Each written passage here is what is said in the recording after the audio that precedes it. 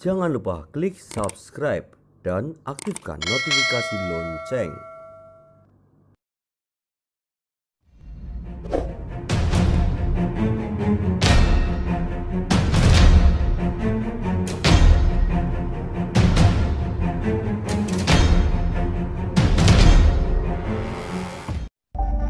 Acara ini dipersembahkan oleh Pekam Rukyah Jogja, terapi syar'i sesuai sunnah Nabi, pengobatan medis dan non-medis, Jalan Luwanu 44 Yogyakarta. Telepon 0823 1347 7172. Sahumu, sahabat Quran mulia, ngaji Quran asik. Telepon 0813 2846 4314.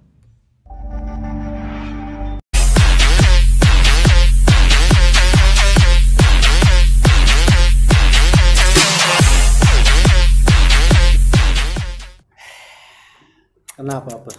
Bos meneh, bos. Wah, kok cecak. Ngerep ya, cecak ngerep ya. Ini tuh becak antara kagum campur-campur tuh kayak gitu. Becak roda 3. Becak. Oh iya. Itu becak ya. Yaitu becak. Apalagi Cinta Laura itu kan gitu. Becak. Enggak ada becak. Nah, becak. Becak itu. Becak ini gue ibu-ibu jadi. Itu pesek. Pesek itu irung. Pesek itu. Pesek mbok tumpuk. Peyek ya. Peyek. Sampai peyek. Aduh. Kalau pikir geplak emang. Aduh. Ini saya itu kok setiap hari itu kadang mikir kehidupan kita tuh koyo nek disadari itu kayak kita tuh hidup tuh ngopo tuh kadang kan pernah enggak ngerasain gitu, pernah enggak kayak iki ngopo tangi turu ngene-ngene ngono lho. Hidup yang monoton. Nah, kadang kala itu kalau kita enggak sengaja tuh kayak terjebak di situ tuh loh. Oh, pernah ngerasain ngono kuwi, Mas? Pernah. Terus piye solusimu? Saya enggak hidup. Wah. Kayak Kan hidup. Dicas barangkali baterainya habis. Hidup yang monoton. Film. Supaya hidup enggak menonton. Oh iya. Supaya hidup enggak monoton. Kita harus keluar dari zona nyaman. Kayak wanto muni menonton dadi monoton. Lah iya, jadi kita harus berani buat sesuatu yang baru. Gitu, gebrakan. Yo ngojo aja gebrakan kaget. Metro bosan. Oh kayak bal-balan numpak terobosan. Angel lho mong Dan kadang angel gere barang. Angel kele. Masuk ning dine bingung gitu loh. Terus Lah kok terus terus kok aja yang dimakan. Saya jukono. Wes, lah jukan wes. oh udah itu tadi. Jadi ngene Mas Iwan. Apa? Filosofi kehidupan ini nek iya. tak terangke cah-cah saiki. Jelaske. Wong iso diketarani. Tuh. Misalnya delok saka gerak-gerik. Misalnya mahasiswa. Mahasiswa lho. Nek mahasiswa itu senengane maca. Berarti dhek senengane nganu. Pengen menggapai cita-cita.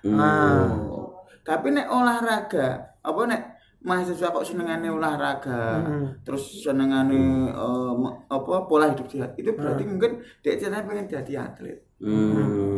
Tapi kok nek mahasiswa kuwi kok gaweane ya ora olahraga, terus ya ora sinau, ming tenguk ngadeg berarti mahasiswa sing apa? Ngenteni kabar kirimane rung teko. Oh iya. Iya bener juga sih. Bener. Tapi aku ngomong bener tak gitu. Mas Purto melihat kayak gini ada dua kemungkinan. Kenapa? Yang pertama kelihatan agamis. Yang kedua pengobatan alternatif. Memperpanjang, memperlebar laminating. Pijet ta. Enggak pijet. Pijet apa? Lho, pijet itu sekarang lho kepiye? Kepiye? Aku ahli urat lho. Urat apa? Lho, segala urat tak pijet mari. Kemarin terakhir misalnya wong salah urat, urat kejepit saya. Kemarin saya mijeti bakso urate mari kok Mas. Piye? Kurang kentir piye? Itu lho. Makanya kadang-kadang saya juga takut kalau beli bakso urat itu. Kenapa? Kemarin ada bakso urat Pak Soleh. Kan ngeri. Uratnya Pak Soleh. Oh iya. Kemarin saya mangan bakso urat juan. Setelah delok itu bakso nih, delok urate. Wah, radoan mangan. Kenapa? Varises. Wah. Itu mungkin terlalu banyak berdiri sapinya itu waktu itu. Jadi lupa duduk ya. Tapi kan kadangnya kita yo kudu menyiapkan olahraga. Kadang nek hidup monoton itu ki istilahnya awak dia kudu mengisi olahraga kegiatan yang positif.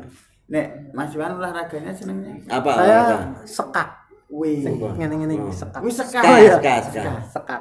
Catur. Kenapa? Karena itu yang menguras otak. Biar otak itu jadi cerdas. Otakmu kosong saiki nguras. Mbok koske. Jadi itu memacu adrenalin. Memacu adrenalin apa? Jenenge sekak kuwi olahraga sing marake seret. Kok iso? Mangan terus rata ngombe. Oh iya. Tapi yo olahraga sing paling apik nek sekak lak iro. Apike kepiye? Paling marai kuat. Kok iso? Lah iku iso wani geser benteng, geser menteri wae ora tau rembukan. Ora reshuffle. Ayo. Kalau raja yo dipangan kan kewanen deh. Kewanen ya sing berarti sing tidak mengedepankan etika. Nah. Tapi ya mau nek kita belajar apa kehidupan dan sebagainya itu kadang kita ya kadang merasa sisi tertentu hampa. Makanya kadang gitu. Mari langsung. Hampa. Padahal saya sudah merasa penjaga hati.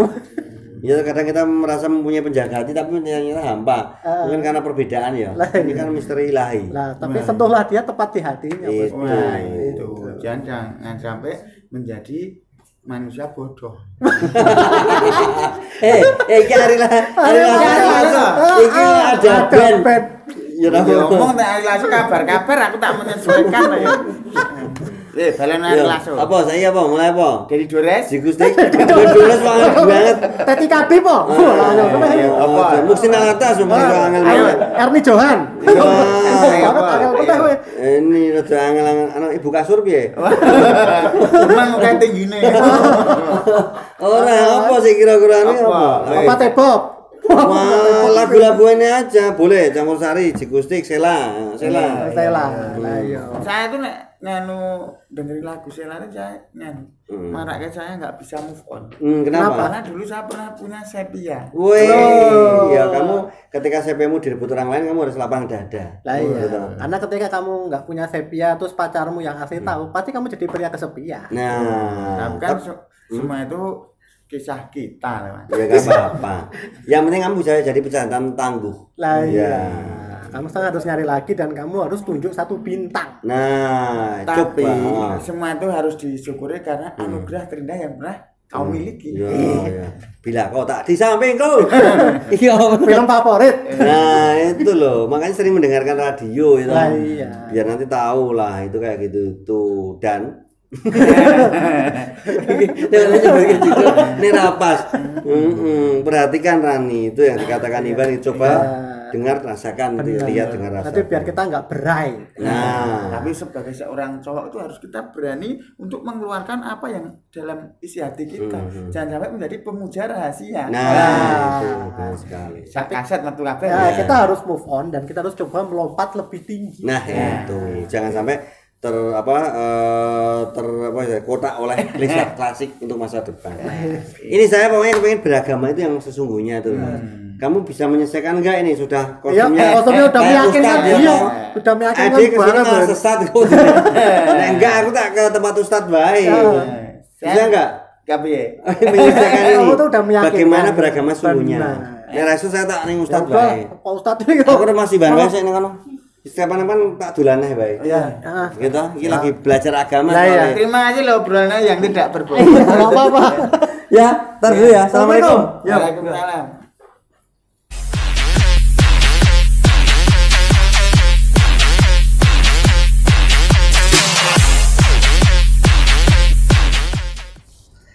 Pripun Pak Ustaz? Kok guyang-guyu dhewe lho. Guyang-guyu kula jope niku jauh-jauh Pak Ustaz. Alhamdulillah. Oh, dari tanggal 1 ke tanggal 30 Pak Ustaz.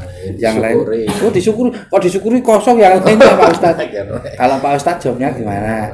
Ngisi pengajian di sana niku. Nek guru ngaji nah yang ngisi pengajian. Nggih.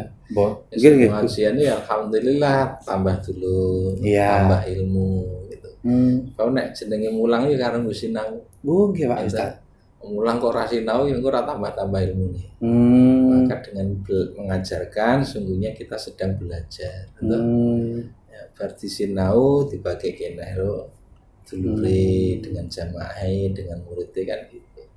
Gitu ya. Wis nikmat kayak Mas Wanto. Nggih. Mas Wanto jope apa? Kula jope kadang nggih nyopir, nggih kadang nggih serabutan. Serabutan. Iya. Nggih, wong kula iki ditawani kanca kula, Mas Wanto mau kerja sabetane kok mboten. Kula gelem dikan jatil kok kula sabet ya. Sing dadi sing disabet tadi. Mas Wanto purun kerja bleduke kok mboten. Pikir kula bleduke duit to mboten kono bong gamping kula nek dadi bleduk. Dadi bleduk. Berarti nek bleduk niku anak gajah nggih. Nggih. Iya karek ngilo padha ora. Oh, nggih.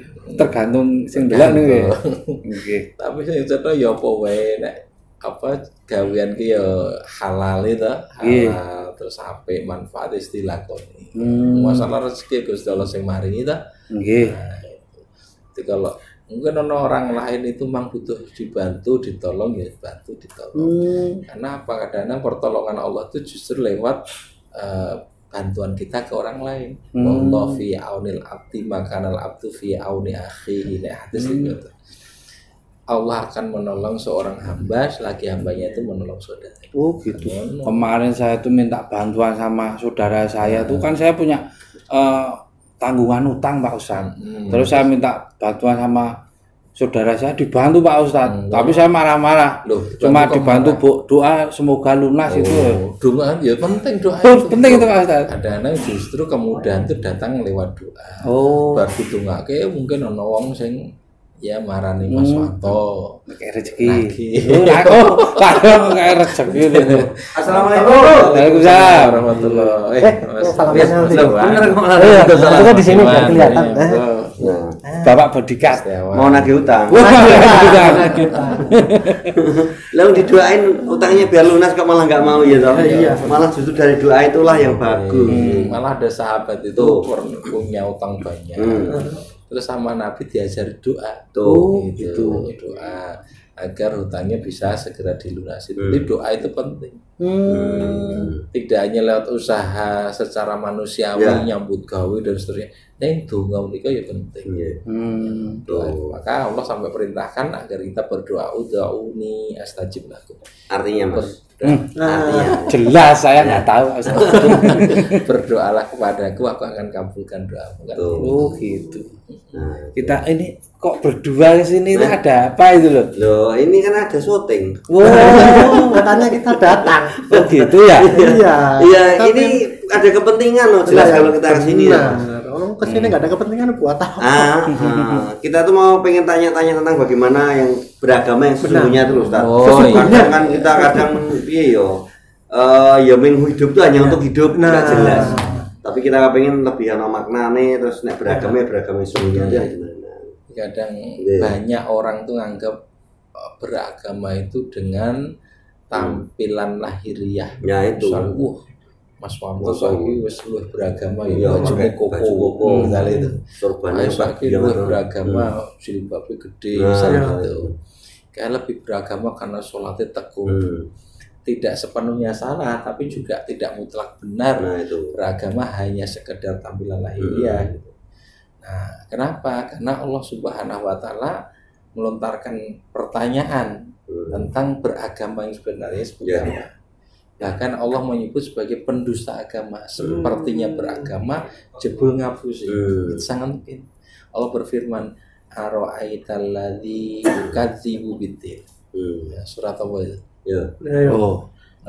Sebelum saya jawab, Mas Iwan yang mau jawab. Kalau saya bisanya al-ma'un.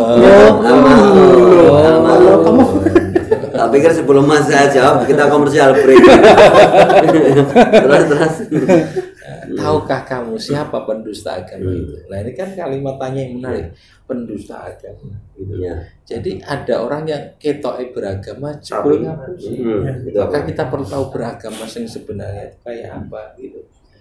Nah di ayat itu dijelaskan fadzalika ladzi yadul yatim. Itulah orang yang menghardik anak yatim. Wala yahuddu ala ta'amil miskin. Tidak mau menganjurkan orang lain untuk memberi makan pada orang yang miskin. Fawailul lil musallin, maka celakalah orang-orang yang sholat alladzina amang sholat yang lalai dari sholat. Jadi pendusta agama itu bisa jadi nglakoni sholat. Dia kerjakan sholat, tapi meskipun sholat tidak selamat. Meskipun sholat tetap celaka. Kenapa? Karena ternyata sholatnya hanya gerak lahir. Ya, tidak membentuk akhlak yang mulia. Akhlak mulia seperti apa? Ada anak yatim, orang miskin tidak dipedulikan. Jadi formalitas agama dijalani tapi tidak membentuk kemuliaan akhlak saat berinteraksi dengan manusia. Ono wong salate tekun banget tapi bola-bali misu. Ono wong salate tekun ning karo tanggane ora. Bahkan bukan hanya dengan tanggane, wong sak masjid sing padha ora akur ya. Ini bagaimana mungkin bisa seperti ini? Yang seperti ini tidak disebut beragama yang benar. Maka beragama yang sebenarnya itu yang hatinya sungguh-sungguh beriman, yang tekun dalam ibadahnya, yang mulia akhlaknya, tidak bisa dipisah-pisah ini. Jadi beragama itu bukan sekedar formalitas ngelakoni sholat, ya, formalitas ngelakoni poso itu durung mandek di situ. Karena pelaksanaan tuntunan agama dalam bentuk ritual formal seperti itu belum finish. Itu proses yang mesti dijalani sampai mengendap, meresap di dalam hati. Nah, meresap nang hati ini terus kemudian mempengaruhi ucapan, sikap, perilaku. Neng ben bisa muncul menjadi ucapan, sikap, perilaku yang baik dari ritual ibadah yang dilakukan tadi. Lagi-lagi ini butuh ilmu, pemahaman, penghayatan. Misalnya nek wong nak salat ora karo sinau, gitu kan, sholat itu menjadi kering dari makna. Bisa dia akhirnya mengalami kelelahan, kebosanan, kejenuhan, lalu merasa terbebani oleh sholatnya, terus kemudian malah mandek sisa. Sebab orang gelem sinau. Tapi kalau dia mau menjalani proses belajar, proses penuntut ilmu, maka sing dilakon itu bisa dimaknani. Yang dilakukan itu ada penghayatannya sehingga makna-makna itu akan memperkaya batin. Sehingga dia menikmati betul perjalanan hidupnya. Le sholat dinikmati, le poso dinikmati, le kekancanmu bisa dinikmati. Golek duit pun dinikmati, dalam arti apa? Bukan sekedar dapat uang, tapi saya sedang menjalankan perintah Allah untuk mencari nafkah. Wah, jadi subhanallah, nek beragama itu difahami secara benar seperti itu, maka kehidupan itu indah dan membahagiakan. Itu tuntunan agama gitu ya. Ada pertanyaan lagi Mas Iman? Beragama ini bukan hanya sekedar yang ibadah-ibadah ritual saja ya Pak, tapi betul. Tapi kita juga jangan meremehkan orang yang sedang dalam proses menjalani ritual ibadah. Misalnya gue apa gunanya ala dino sholat, nggak perlu. Sudah dipuji saja kebaikannya karena mungkin dia dalam proses. Kita pun juga mungkin belum bisa sepenuhnya berakhlak mulia, neng lagi coba untuk nelateni le sholat, nelateni le poso, nelateni le maca Quran gitu. Tapi ketelatenan itu yang dibarengi karo sinau tadi, ini akan menumbuhkan akhlak. Nanti kita lanjut dan ini Mas Wanto yang akan mengantarkan ke komersial. Jadi bukan saya. Nanti silakan untuk Mas Wanto mengantarkan ke komersial break. Izin Pak Ustaz. Silakan. Oke pemirsa, obrolan kita semakin menarik. Jangan kemana-mana. Kita akan kembali setelah pesan-pesan berikut ini.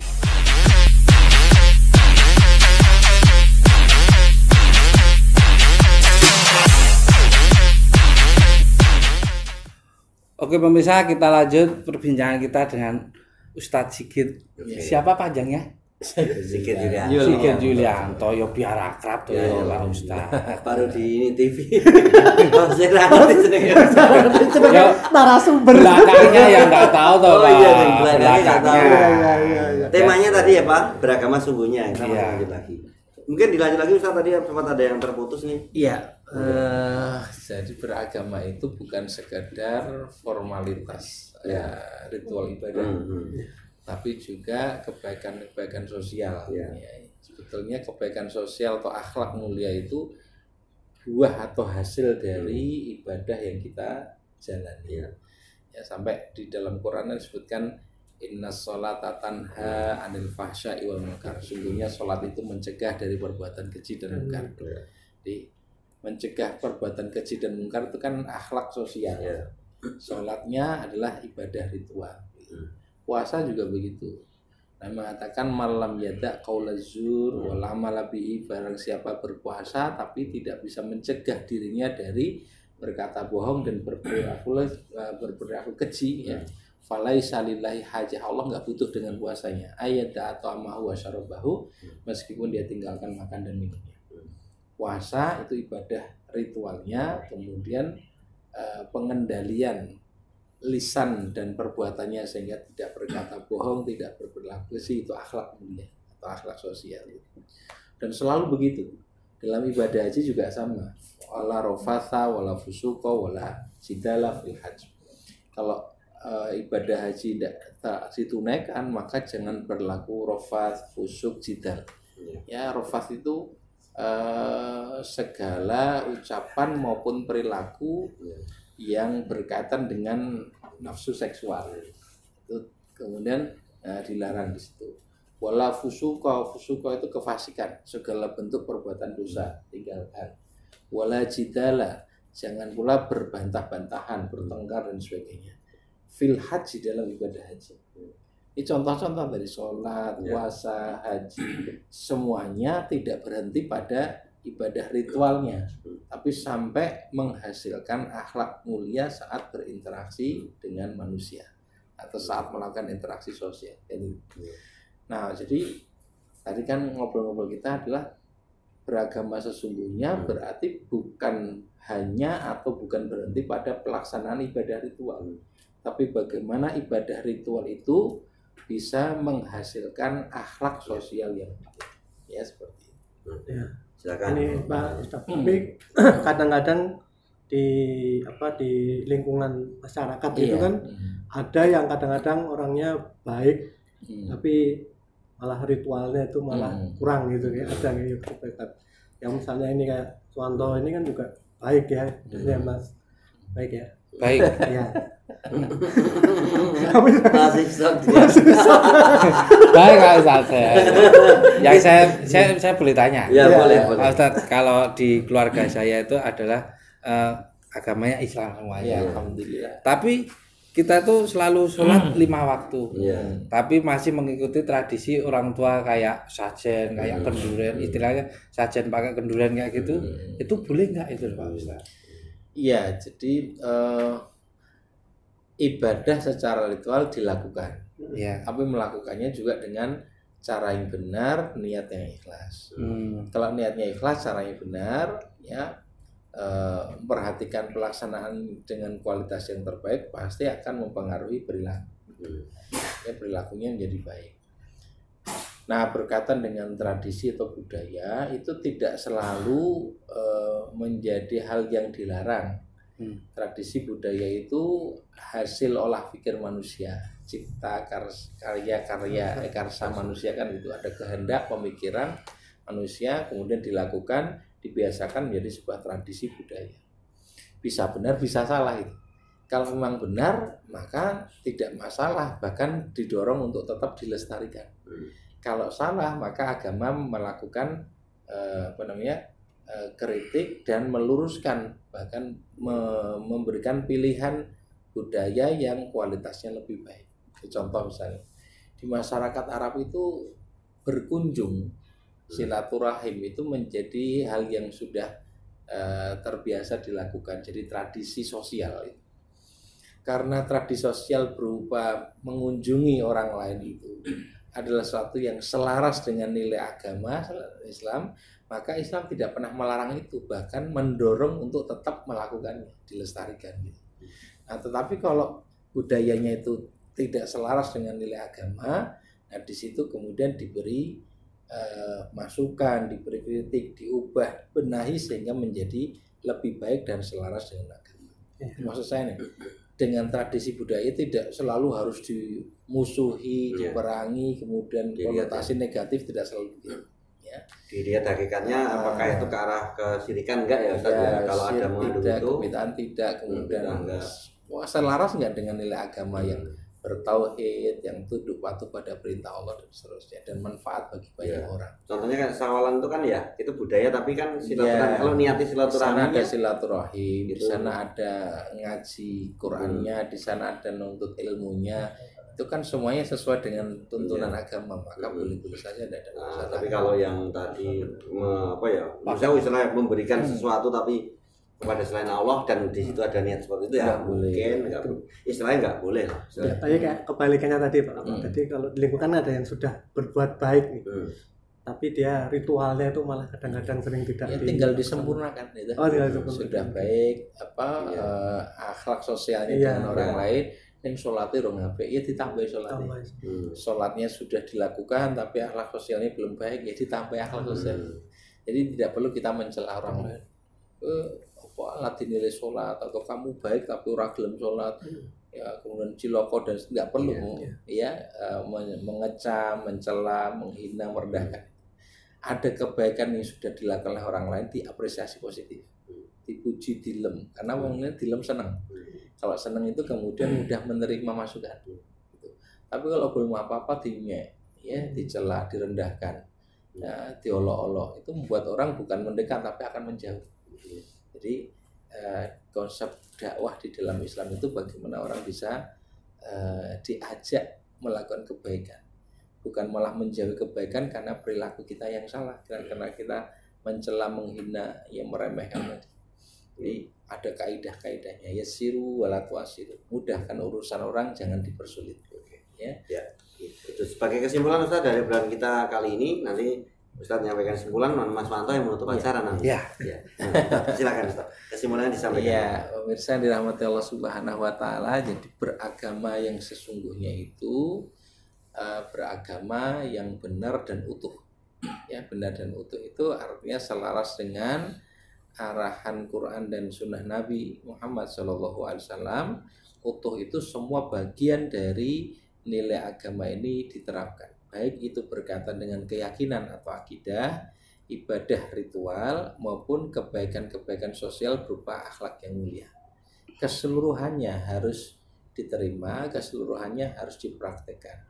Tidak berhenti pada formalitas ibadah ritual yang dijalani, tapi tidak menghasilkan akhlak yang mulia saat bergaul dengan manusia. Semestinya kalau akidah atau keimanannya itu kokoh, terdorong untuk tekun melakukan ibadah, kualitas ibadah diperhatikan dengan sangat baik dan dipenuhi, maka yang lahir pasti, yang menjadi hasil pasti adalah akhlak sosial yang baik pula. Sehingga keberadaan orang yang beragama dengan sesungguhnya ini akan menjadi orang yang menebar kemanfaatan, menebar kebaikan, ya, dan tidak pernah berhenti dari amal soleh, ya, serta ketaatannya kepada Allah Subhanahu wa Ta'ala.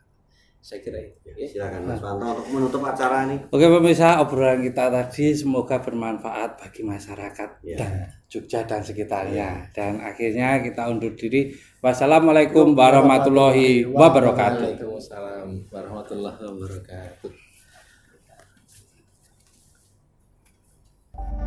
Acara ini dipersembahkan oleh Pekam Ruqyah Jogja, terapi syar'i sesuai sunnah Nabi, pengobatan medis dan non-medis, Jalan Luwanu 44 Yogyakarta. Telepon 0823 13477172.